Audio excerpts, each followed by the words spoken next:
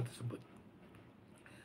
Jadi penolakan terhadap agama dan surga demikian dari kaum ateis dan agnostik jelas yang menolak klaim agama sebagai pembawa damai. Menurut saya itu bukan merupakan sumber konflik. Jadi agama itu pembawa damai, bukan sumber konflik. Jadi kalau ada yang mengatakan agama itu sumber konflik, menurut saya tidak tepat. Tapi jika kita melihat pada satu tempat, agama menjadi pemicu konflik. Sedang pada tempat lain, agama itu membawa damai. Maka agama tidak dapat digeneralisir sebagai sumber konflik. Karena satu sisi membawa damai, satu sisi bisa membawa konflik. Nah, itu kan temuan-temuan yang ada. Tapi kalau dikatakan agama itu sumber konflik satu-satunya, saya tidak setuju. Ya. Kenapa demikian? Karena tidak bisa digeneralisir. Karena ada keberbedaan ya peran agama itu. Dan memang ketika kita teliti, sebenarnya bukan agama yang menjadi pemicu konflik, tetapi oknumnya, orang-orang yang menggunakan agama untuk itu. Jadi saya tidak setuju agama sebagai satu-satunya sumber konflik. Bahkan saya mengatakan bahwa agama tidak menimbulkan konflik.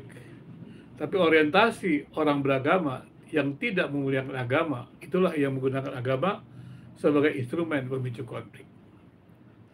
Bahkan agama kerap digunakan oleh elit untuk kepentingan politik sebagai instrumen untuk menciptakan konflik. Maka dengan demikian, kondisi-kondisi apa saja sebenarnya yang bisa menghadirkan sebuah dialog damai agama. Nah, ini perlu diperhatikan juga ya. Kondisi-kondisi apa saja yang memungkinkan diadakannya sebuah dialog agama yang damai. Menurut saya kalau kita melakukan dialog agama, ya, yang pertama adalah saya setuju harus ada kerendahan hati. Jangan kita mengklaim diri agama kita atau klaim kita itu yang sempurna. Kita kan terbatas. Ya bolehlah kita percaya bahwa agama kita adalah yang sempurna.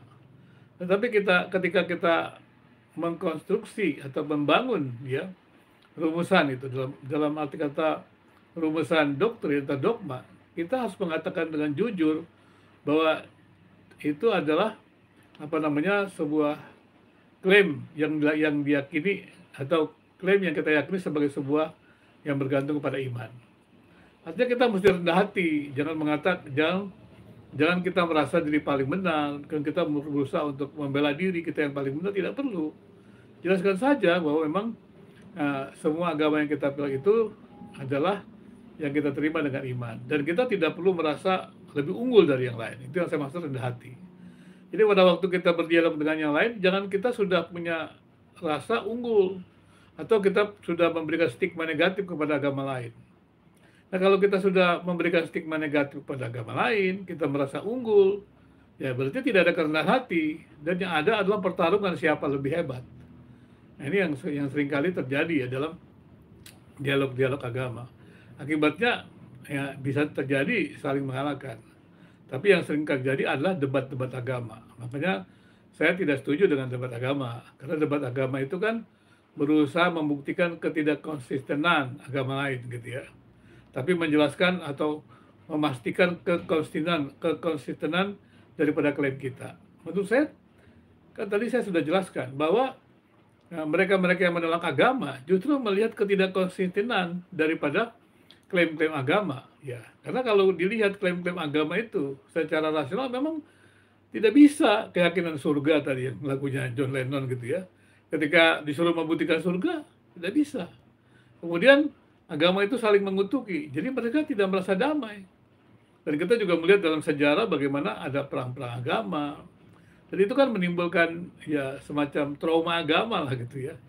Karena setiap kali bicara agama juga ada rasa panas, rasa marah gitu. Saya lihat diskusi-diskusi agama tuh menyerang, mengutuki. Sampai saya juga bingung kenapa begitu ya. Kenapa kita mengutuki sesama saudara kita gitu. Bukannya kita mencari jalan keluar, menyaksikan supaya mereka bisa memahami kehidupan beragama yang baik, kenapa seperti itu? Nah, itu kan menjadi pertanyaan-pertanyaan yang saya sering bingung juga ya. Harusnya kan tidak demikian kalau memang kita betul-betul